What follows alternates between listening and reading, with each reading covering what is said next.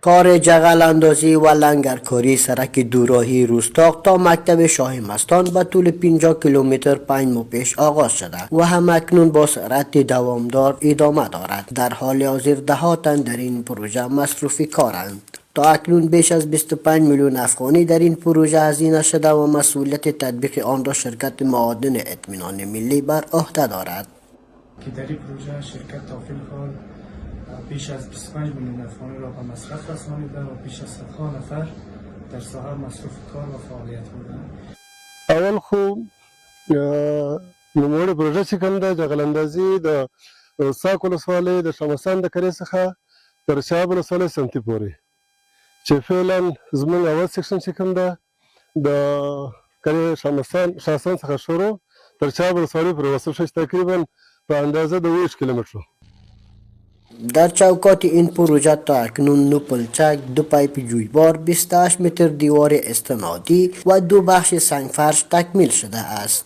از اول که بسیار سرک خوب و بهتر شده. قبلا بسیار راه خراب بود، مسیر راه بسیار تابپیچ و خمگهی داشت، ولی الحمدلله بسیار خوب است. هر شرکت قرارداد کرده ایره دیگه ما تشکری زیاد میکنیم از دولت خودمون هم بسیار زیاد تشکر که همدردی و همکاری بخش ملت میکنه.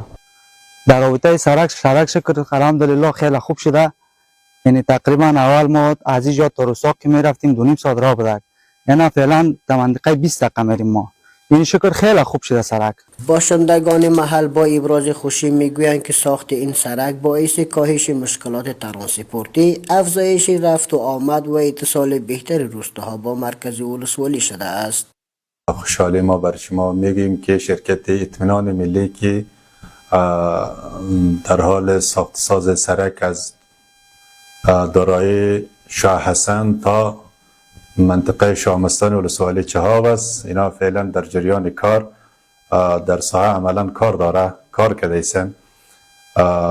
فعلا از کاری از اینا ما 100% رضایت داریم. مقامای محلی نیز میگویند که روند کار به گونه دقیق نظارت می شود و تلاش دارد تا پروژه با کیفیت لازم و در زمان تعیین شده تکمیل گردد. این در حالی است که ساخت و ساز سرک به عنوان صدقه جاریه یاد می شود و روزانه هزاران موتر شرکت های معادن از مسیر روستاق و چهاب رفت و آمد می کنند. باشندگان و مسئولان تاکید دارند که بخش های باقی مانده این مسیر نیز باید از سوی سایر شرکت های فعال در بخش معادن ترمیم و بازسازی گردد.